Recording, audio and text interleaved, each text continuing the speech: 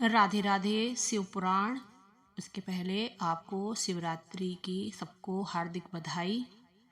जय भोलेनाथ। आज हम सुनेंगे चंचला का शिव पुराण सुनना।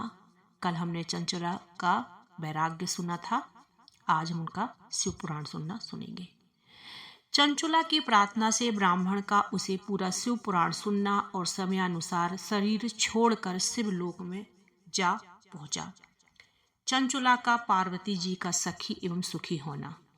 ब्राह्मण बोले, नारी सौभाग्य की बात है कि भगवान शिव की कृपा से शिव पुराण की इस वैराग्य युक्त कथा को सुनकर तुम्हें समय पर चेत हो गया है।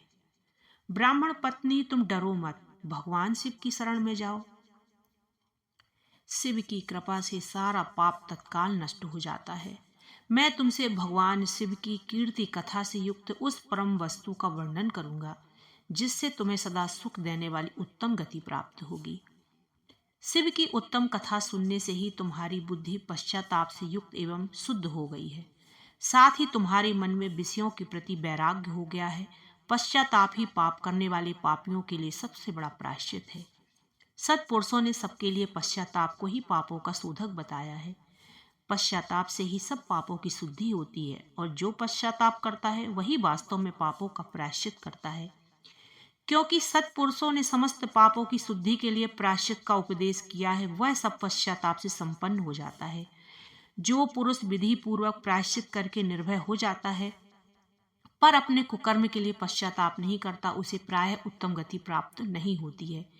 परंतु जिसे अपने कुकृत्य पर हार्दिक पश्चाताप होता है वह अवश्य उत्तम गति का भागी होता है, इसमें संशय नहीं है। इस पुराण की कथा सुनने से जिससे चित्त की शुद्धि होती है वैसे दूसरे उपायों से नहीं होती। जैसे दर्पण साफ करने पर निर्मल हो जाता है, उसी प्रकार इस शिव पुराण की कथा से चित्त अत्यंत शुद्ध हो जाता है, इसमें संशय नहीं है। मनुष्यों के शुद्ध चित्त में जगदम्बा पार्वती सहित भगवान शिव विराजमान रहते हैं, जिससे वह विशुद्धात्मा पुरुष श्री सांब सदाशिव के पद को प्राप्त होता है। इस उत्तम कथा का श्रवण समस्त मनुष्यों के लिए कल्याण का बीज है। अतः यथोचित शास्त्रोक्त मार्ग से इसकी आराधना अथवा सेवा करनी चाहिए। यह भवबंधन रूपी रोग का नाश करने वाली है। भगवान शिव की कथा को सुनकर फिर अपने हृदय में उसका मनन एवं निधि ध्यानासन करना चाहिए, जिससे पूर्णतः चित्त शुद्धि हो जाती है। चित्त शुद्धि होने से महेश्वर की भक्ति अपने दोनों पुत्रों ज्ञान और वैराग्य के साथ निश्चय ही प्रकट होती है। तत्पश्चात महेश्वर के अनुग्रह से दिव्य मुक्ति प्राप्त होती है, इसमें संशय नहीं है। जो मुक्ति से वंचित है उसे पशु समझना चाहिए, क्योंकि उसका चित्त माया के बंधन में आसक्त है, वह निश्चय ही संसार बंधन से मुक्त नहीं हो पाता। ब्राह्मण पत्नी, इसलिए तुम विषयों से मन को हटा लो और भक्ति भाव से भगवान शंकर की पावन कथा को सुनो। परमात्मा शंकर की इस कथा को सुनने से तुम्हारे चित्त की शुद्धि होगी और तुम्हें मोक्ष की प्राप्ति हो जाएगी। जो निर्मल चित्त से भगवान शिव के चरणार बिंदों की चिंतन करता है उसकी एक ही जन्म में मुक्ति हो जाती है। मैं तुमसे सत्य कहता हूँ। अब सूत जी कहते, सौनक, इतना कहकर वो श्रेष्ठ शिव भक्त ब्राह्मण चुप हो गए। उनका हृदय करुणा से आर्द्र हो गया था। वे शुद्ध चित्त महात्मा भगवान शिव के ध्यान में मग्न हो गए। उसके बाद बिंदु की पत्नी चंचला मन ही मन प्रसन्न हो उठी। ब्राह्मण का उक्त उपदेश सुनकर उसके नेत्रों में आनंद के आंसू छलक आए थे।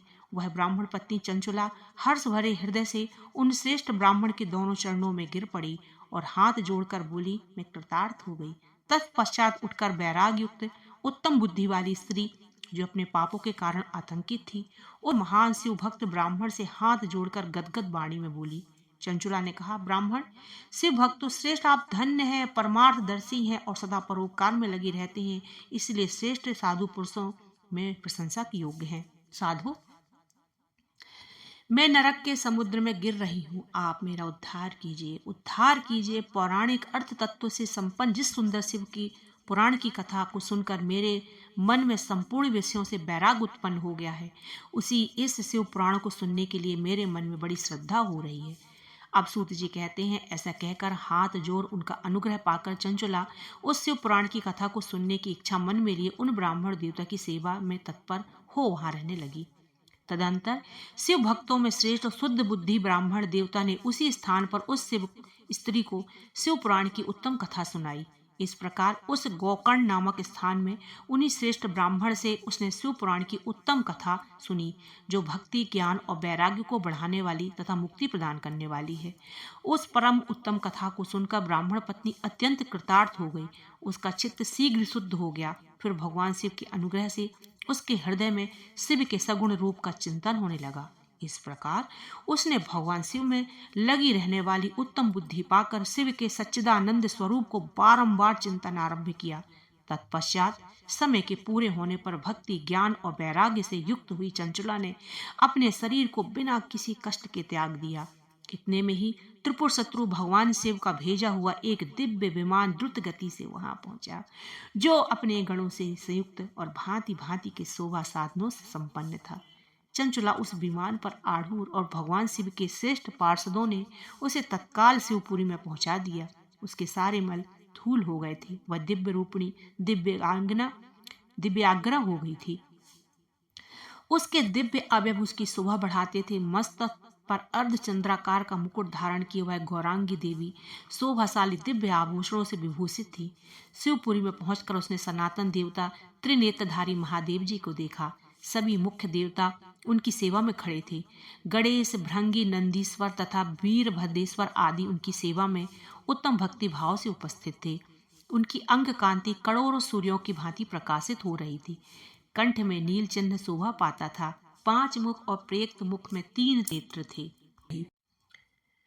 मस्तक पर अर्धचंद्राकार मुकुट शोभा देता था। उन्होंने अपने वामांग भाग में गौरी देवी को बिठा रखा था, जो विद्युत पुंज के समान प्रकाशित थी। आहा, गौरपति महादेव जी की कांति कपूर के समान गौर थी। क्या रहा होगा जब उन्होंने भगवान भोले और गौरा मैया को साक्षात अपने नेत्रों से देखा होगा। सो उनके हृदय की गति कौन महसूस कर सकता है? वो तो उन्हीं ने किया होगा। उनका सारा शरीर श्वेत भस्म से भासित था। शरीर पर श्वेत वस्त्र शोभा पहरे थे। इस प्रकार परम उज्जवल भगवान शंकर का दर्शन करके वह ब्राह्मण पत्नी चंचला बहुत प्रसन्न हुई। अत्यंत प्रीति युक्त होकर उसने बड़ी उतावली के साथ भगवान शिव को बारंबार प्रणाम किया। फिर हाथ जोड़कर बड़े प्रेम, आनंद, संतोष युक्त हो विनीत भाव से खड़ी हो गई।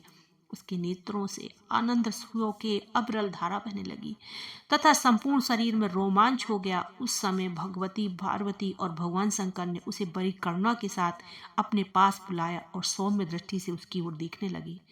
पार्वती जी ने तो दिव्य रूपी धारणी बिंदु प्रिया चंचला को प्रेम पूर्वक अपनी सखी बना लिया। वह उस परमानंदन घन ज्योति स्वरूप सनातन धाम में अविचल निवास पाकर दिव्य शौक से संपन्न अक्षय सुख का अनुभव करने लगी। बोलो जय भोलेनाथ, जय गौरी मैया, जय गौरी मैया। सबका सुहाग को आप ऐसे ही अपने समान अमर करना और ऐसे ही आप शिव पुराण सुनते रहना और मेरे चैनल को सब्सक्राइब करना। हेमलता बड़गैया को आप ऐसे ही सपोर्ट करते रहना। बोलो राधे राधे।